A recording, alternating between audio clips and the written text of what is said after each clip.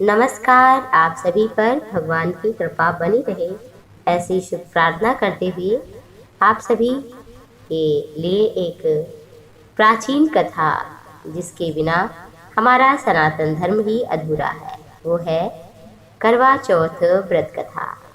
करवा चौथ व्रत कथा पति के लंबी आयु और सुखमय जीवन के लिए किया जाता है।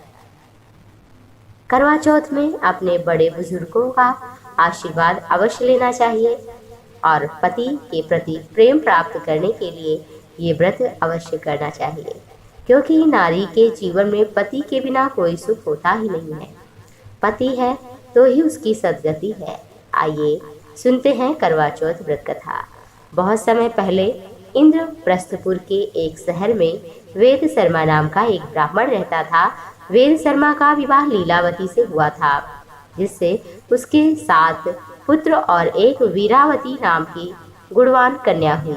सातों भाई की इकलौती बहन सबको बड़ी ही प्रिय थी और माता पिता भी उसे बहुत प्यार करते थे। जब विवाह के योग्य वीरावती हुई तो उसके विवाह के लिए एक अच्छे ब्राह्मण युवक से उसकी शादी हुई। विवाह के पश्चात वीरावती जब अपने माता पिता के यहाँ थी, तब उसने अपनी भाभीयों के साथ पति की लंबी आयु के लिए करवा चौथ का व्रत रखा। करवा चौथ के व्रत के कारण वीरावती को भूख नहीं सहन हो रही थी। कमजोरी से वो मूर्छित होती जा रही थी। सभी भाइयों की वो प्यारी बहन थी। भाइयों से देखा ना गया।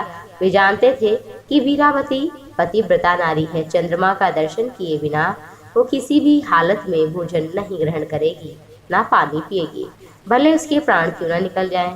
सभी भाइयों ने मिलकर एक योजना बनाई जिससे उनकी बहन भोजन ग्रहण कर ले। उनमें से एक भाई कुछ दूर बट वृक्ष पर हाथ में चलनी लेकर दीपक लेकर चढ़ गया। जब वीरावती मूर्छित अवस्था में थोड़ी थी थोड़ी जागी थी तो भाइयों ने कहा, चंद्रोदय हो गया है, पानी पी लो। वीरावती ने देखा कि सचमुच वीरावती को लगा कि चंद्रमा निकल आया। उसे विश्वास हो गया चंद्रमा वृक्ष के पीछे निकल आया है। फिर अपनी भूख से व्याकुल वीरावती ने शीघ्र ही दीपक को चंद्रमा समझकर अर्घ दे दिया और अपने व्रत को तोड़ा। वीरावती ने जब भोजन करना प्रारंभ किया तो उसे अशुभ संकेत मिले। पहले कौर में तो उसे बाल मिला, दूसरे में छींक आई, तीसरे में कौर को खाने में ससुराल वालों से निमंत्रण मिला। पहली बार ससुराल पहुंचने के बाद उसने अपने पति के मृत शरीर को पाया। अपने पति के मृत शरीर को देखकर वीरावती रोने लगी। करवा चौथ के व्रत के दौरान अपनी किसी भूल के लिए खुद को दोषी ठहराने लगी।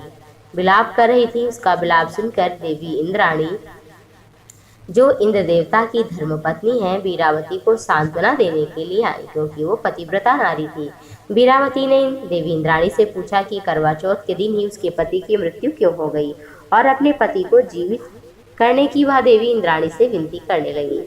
वीरावती को दुख देखकर देवी इंद्राणी ने उससे कहा कि उसने चंद्रमा को अर्घ्य अर्पण किए बिना ही व्रत को तोड़ दिया था, इसलिए उसके पति की असमय में ही मृत्यु हो गई। फिर देवी इंद्राणी ने वीरावती को करवा चौथ व्रत के साथ साथ पूरे साल में हर माह की चौथ को व्रत करने का सलाह दिया और आश्वासित किया कि उसका पति शीघ्र ही जीवित हो जाएगा। इसके बाद वीरावती सभी धार्मिक कृत्यों को धर्म का पालन करते हुए मासिक उपवास करके पूरे विश्वास के साथ ईश्वर का नाम लेती और अंत में उन सभी व्रतों के पुण्य से वीरावती का पति पुनः जीवित हो गया। तो करवा चौथ की पूजा अवश्य करना चाहिए। चंद्रमा को अर्घ्य दे करके, अपने पति का चल्ली में मुंह देख करके ही, सास ससुर का बड़ों का आशीर्वाद लेकर के ही व्रत को तोड़ना चाहिए। और जो भी व्रत पूरा करता है उसके ऊपर करवा माँ की कृपा बनी रहती है। भगवान गणपति, माता पार्वती, शिव की कृपा से उसके दाम्पत्य जीवन में खुशी रहती है, पति की दीर्घायु होती है, सुख शांति आती है, पति का प्रेम प्राप्त होता है।